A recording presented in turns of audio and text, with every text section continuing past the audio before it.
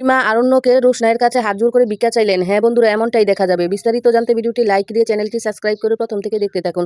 গল্পের শুরুতে দেখতে পারবো আমরা সেন বলেন, আপনার নামটা কি? সে বলে, নীতিশ পাল। আপনি কি করতেন? আমি একজন ফ্রিল্যান্সার, বিভিন্ন প্রোডাকশন হাউসে ঘুরে ঘুরে দৈনিক মজুরিতে কাজ করি। সেন বলেন, আচ্ছা, আপনি বলুন যে আপনি লাস্ট কাজ কি করেছেন? নীতিশ পাল বলে, রোশনাই ম্যাডাম যেই প্রোডাকশন হাউসে কাজ করেছে, সেই প্রোডাকশন হাউসে কাজ করেছিলাম প্রোডাকশন বয় হিসাবে। এটাই আমার শেষ কাজ।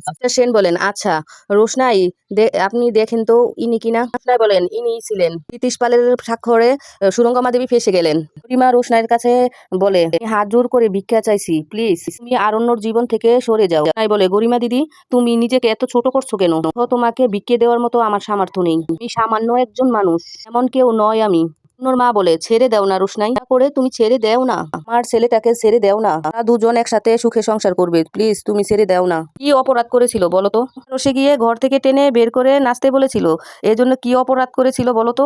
ঠিক আছে, মানলাম তোমার কোনো কৃতজ্ঞতা নেই, তোমার কৃতজ্ঞতার কোনো দরকারও নেই, তাই বলে তুমি সারাটা জীবন ওদের অশান্তিতে রাখবে? হতে পারে না রোশনাই, আমরা না সহ পরিবারে তোমার কাছে হাত জোর করে বলি, আরণ্যর জীবন থেকে সরে যাও।